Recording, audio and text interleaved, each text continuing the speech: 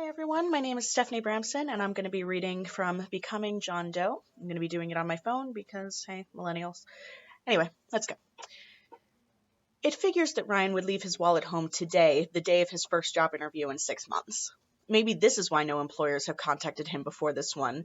They can psychically read him through his resume and know he's a screw-up, always late to everything. He curses himself for bragging about his punctuality in every cover letter. Of course, he knows he's not always late. He reminds himself of this as he takes his phone out to Google the company's number. What company was it again? Was it that startup looking for a web designer?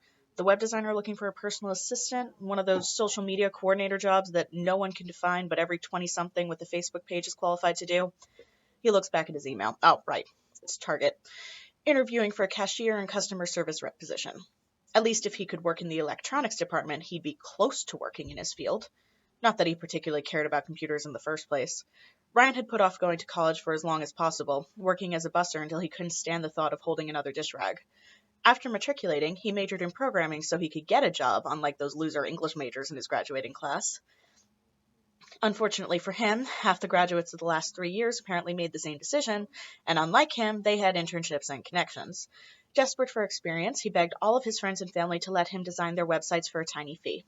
When that didn't work, he offered to do it for no charge. When that didn't work, he tried to pay them.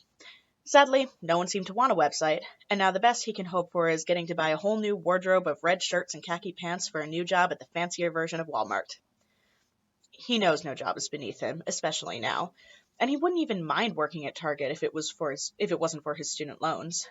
Ryan is in an abusive relationship with Sally Mae, a woman who once seemed so sweet and giving, but then, after graduation, turned into a gold-digging monster.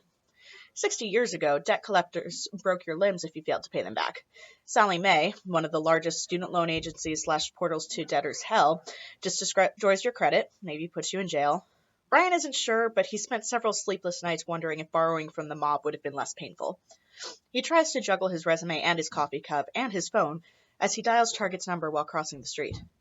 Hello, this is Ryan Fitzpatrick. I have an interview today and just wanted to let you know I'm going to be late.